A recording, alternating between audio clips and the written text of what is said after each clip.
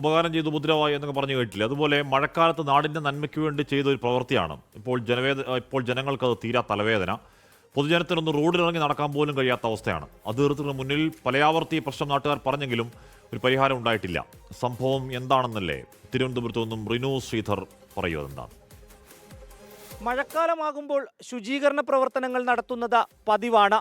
മഴക്കാലജന്യ രോഗങ്ങൾ പടരാതിരിക്കുവാനാണ് അത്തരം ശുചീകരണ പ്രവർത്തനങ്ങൾ.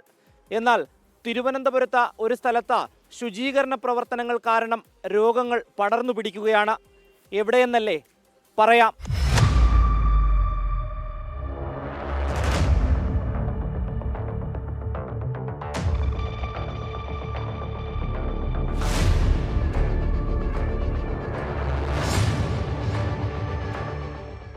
ആമയിഴഞ്ചാൻ തോട്ടിലെ ശുചീകരണ പ്രവർത്തനത്തിന്റെ ഭാഗമായി മേജർ ഇറിഗേഷൻ വകുപ്പാണ് ഈ തോട്ടിൽ നിന്ന് മാലിന്യങ്ങൾ കോരി ഈ റോട്ടിലേക്ക് ഇട്ടത്.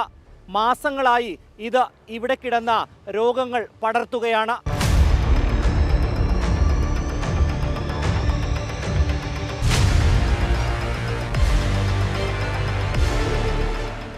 കിഴക്കേക്കോട്ടയിലെ പ്രധാന റോഡ്, പത്മനാഭസ്വാമി ക്ഷേത്രത്തിലേക്കും ഗണപതി ക്ഷേത്രത്തിലേക്കും പോകുന്ന വഴി, റെയിൽവേ സ്റ്റേഷനിലേക്ക് നിരവധി പേർ ആശ്രയിക്കുന്ന പാത, ഇങ്ങനെയൊക്കെ വിശേഷിപ്പിക്കാം ഈ റോഡിനെ.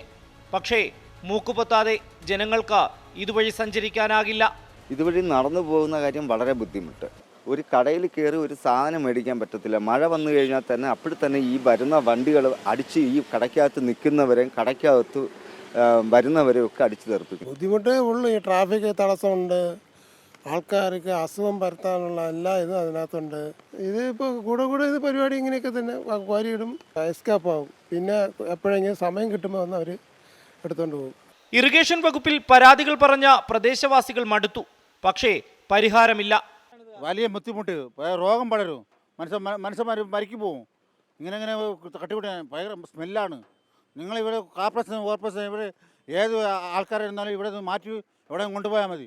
ഗവൺമെൻറ് ഇത് കണ്ടില്ലെന്ന് നടിക്കുന്നത് വളരെ ദുഃഖകരമായ കാര്യമാണ്. ഈ അനാസ്ഥയ്ക്കെതിരെ ജനങ്ങൾ പ്രതികരിച്ചിട്ട് ഒരു പ്രയോജനവും ഇല്ല. ഇറിഗേഷൻ വകുപ്പ് ഉദ്യോഗസ്ഥർ മാലിന്യം നീക്കം ചെയ്യാൻ തയ്യാറാകുന്നില്ലെന്നാണ് നഗരസഭാ കൗൺസിലറും ആരോപിക്കുന്നത്. നഗരസഭയുടെ ഹെൽത്ത് ഇൻസ്പെക്ടർ നേരിട്ട് ഇറിഗേഷൻ്റെ ആൾക്കാരെ മൊത്തം വിളിച്ചറിയിച്ചതാണ്. കേന്ദ്ര ആഭ്യന്തരമന്ത്രി പത്തുരക്കണ്ട മൈതാനം കേന്ദ്രീകരിച്ച് വരുന്നതുമായി ബന്ധപ്പെട്ട് അതിൻ്റെ ചുറ്റുവട്ടത്ത് ക്ലീൻ ചെയ്യാൻ വേണ്ടിയിട്ട് ശ്രമിക്കുന്ന സമയത്താണ് ഇത് ശ്രദ്ധയിൽപ്പെട്ടത്. അങ്ങനെ ഒരു അവസരമാണ് എന്ന് പറഞ്ഞിട്ട് പോലും ഈ നിമിഷം വരെ അവർ ചെയ്തിട്ടില്ല. നീക്കം ചെയ്യാൻ കരാറുകാരനെ ഏൽപ്പിച്ചെന്നും കരാറുകാരനാണ് മാലിന്യം നീക്കം ചെയ്യേണ്ട ചുമതലയെന്നുമാണ് ഇറിഗേഷൻ വകുപ്പിലെ ഉദ്യോഗസ്ഥർ പറയുന്നത്. എന്തായാലും മാലിന്യ കൂമ്പാരം മഴക്കാലത്ത് റോഡിലേക്ക് ഒലിച്ചിറങ്ങുകയാണ്. പൊതുജനങ്ങൾക്കൊന്ന് റോഡിലേക്ക് നടക്കാൻ പോലും കഴിയാത്ത അവസ്ഥ. മഴക്കാലമാണ്, രോഗങ്ങൾ പടരും. ഈ മാലിന്യമലകൾ ഇവിടെ നിന്ന് നീക്കം ചെയ്യണമെന്ന ആവശ്യവുമായി നഗരസഭയിലും ഇറിഗേഷൻ വകുപ്പിൻ്റെ ഓഫീസിലും നിരവധി തവണയാണ് നാട്ടുകാർ കയറിയിറങ്ങിയത്. ഒരു ഫലവുമില്ല. ഒന്ന് മനസ്സിലാക്കുക, ജനപ്രതിനിധികളും രാഷ്ട്രീയക്കാരും ഉദ്യോഗസ്ഥരും. വരാൻ പോകുന്നത് തദ്ദേശ തെരഞ്ഞെടുപ്പാണ്. ജനങ്ങളാണ് വിധി എഴുതേണ്ടുന്നത്. റിനു ശ്രീധർ, 24, തിരുവനന്തപുരം. പൊതുജനം കഴുതയല്ല സാർ. അതാണ് അവസ്ഥ. ആരിഫ് ഹാഷ്മി കളത്തൂർ പറയുന്നു. നമ്മുടെ പേരിൽ വേറെ ആളോ കൊള്ളാം.